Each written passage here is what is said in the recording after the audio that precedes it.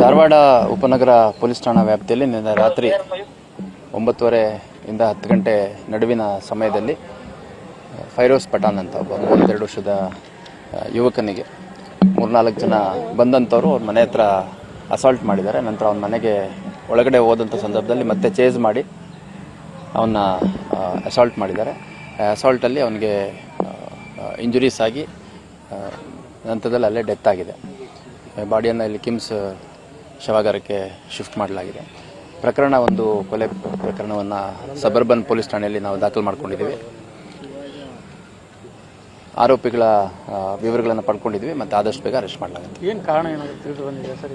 ಕಾರಣ ಅವರ ನಡುವೆ ಯಾರು ಇವಾಗ ಮೃತ ಹೊಂದಿದ್ದಾರೆ ಮತ್ತು ಆರೋಪಿಗಳ ನಡುವೆ ಒಂದು ವೈಯಕ್ತಿಕ ವೈಷಮ್ಯ ಇತ್ತು ಅಂತ. ಅದು ಯಾವ ಮಟ್ಟದ ವೈಯಕ್ತಿಕ ವೈಷಮ್ಯ ಅನ್ನುವಂಥದ್ದು ನಾವಿನ್ನು ಪತ್ತೆ ಮಾಡಬೇಕಾಗಿದೆ. ಎಷ್ಟು ಜನರು ವಶಕ್ಕೆ ತಂದ್ರು ಸರ್? ವಶಕ್ಕೆ ಎಷ್ಟು ಜನರನ್ನ ತಗೊಂಡ್ರು? ಅಲ್ಲ, ವಶಕ್ಕೆ ಒಂದು 3-4 ಜನ ಸಸ್ಪೆಕ್ಟ್ಸ್ ಯಾರಿದ್ರು ಅವ್ರನ್ನ ತೊಗೊಂಡಿದ್ದೀವಿ. ಇನ್ನೂ ಯಾರು CCTVಲಿ ಹೋಗಿ ಎಕ್ಸಿಕ್ಯೂಟ್ ಮಾಡಿರೋರಿದ್ದಾರೆ ಅವ್ರನ್ನ ಇನ್ನೂ ವಶಕ್ಕೆ ಪಡಿಬೇಕಾಗಿದೆ. ಆದಷ್ಟು ಬೇಗ ಅವ್ರನ್ನ ಅರೆಸ್ಟ್ ಮಾಡಲಾಗಿದೆ. ಇದರಿಂದ ರಾಜಕೀಯ ಪಿತೂರಿ ಏನಾಗ್ತದೆ? ಆ ಥರದ್ದು ನಮ್ಮ ತನಿಖೆಯಲ್ಲಿ ಗೊತ್ತಾಗುತ್ತೆ. ಯಾಕಂದರೆ ಇವರೆಲ್ಲರೂ ಒಂದೇ ಪಕ್ಷಕ್ಕೆ ಸೇರಿದಂಥವ್ರು.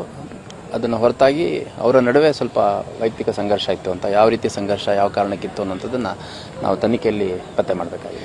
ಅಶೋಕನಗರ ಪೊಲೀಸ್ ಠಾಣೆಯಲ್ಲಿ ಮತ್ತೊಂದು ಫಿಕ್ಸ್ ಆಗಿತ್ತು ಆ ಆ್ಯಂಗಲ್ ಏನಾದರೂ ತನಿಖೆ ಮಾಡ್ತಾರೆ? ಅಲ್ಲ, ಎಲ್ಲ ಆಸ್ಪೆಕ್ಟ್ಸ್ ಆಗುತ್ತೆ. ಇವಾಗ ಒಂದು ವೈಯಕ್ತಿಕ ಸಂಘರ್ಷ ಅಲ್ಲಿ ಆರೋಪಿಗಳಂತೂ ಯಾರು ಅಂತ ಗೊತ್ತಿದೆ.